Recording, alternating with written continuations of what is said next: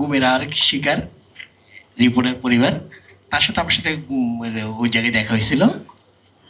লাস্টে আমার মনে হয় 4 মাসের পরে, 4 মাসের সময় আমার সাথে তার সাথে দেখা হয়েছিল। ওর পরিবারের কাছে আমি একটা কথা দিয়েছিলাম, মানে ওর সাথে কথা হয়েছিল আমার সাথে এভাবে রাতে, মানে ও গভীর রাতে আমরা ইশারায় কথা বলতাম। তো একটু খুব সাহসী ছিল।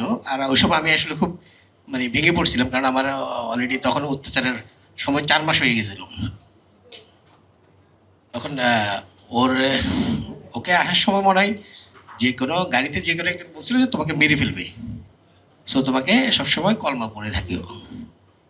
তো ওই আমি আসা, মানে আমি যখন 5 মাস 15 দিন আমি ওখান থেকে, আমাকে যখন ছেড়ে দিল, আমাকে ছেড়ে দিছে যে আহ, চায়না, এখানে একটা আগে মেলা হতো যে গণভবনের পাশে, এদিক দিয়ে বাণিজ্য মেলা মাঠে মাঠে তখন আমার অবস্থা খুব খারাপ ছিল, আমার চুল ছিল এতটুকু, মোস্ট ছিল।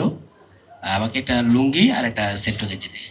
তো তারপর থেকে বেরোয়ার পর থেকে এই পরিবারের খবর আমি মানে আজকে 11 বছর, মানে ওদের সাথে কথা বলছিলাম, 11 বছর ওর ফ্যামিলির আমি খোঁজ নিয়েছি, এই ছেলেটা আসে নাই। তো আজকে দিন পর্যন্ত মানে আমার সংগ্রামটা হচ্ছে যে শুধু আমাকে নিয়ে না, আমার আসলে আর হারানোর কিছু নাই। আমি চাচ্ছি যে এই ব্যক্তি পরিবারের দুটো সন্তান আছে, কিন্তু এই সরকার মানে যাদের উপরে ভর করে, মানে যাদের আত্মত্যাগের উপরে দিয়ে ধরো ক্ষমতা আসছে, আজকে কিন্তু তাদের খবর কেউ নিচ্ছে না। এই পরিবারের মানে ওর দুটা সন্তান, ওর মারা অনেক অসুস্থ। আমি অনেকের কাছে গিয়েছি এই পরিবারটা নিয়ে, আপুর সাথে অনেকবার আমরা দেখা করেছি, লিটুমের সাথে দেখা করেছি, কিন্তু ওই যে মানে কারো সহযোগিতা ওনারা যেভাবে করেছে, কিন্তু এখন আমরা সেই সহযোগিতা পাচ্ছি না।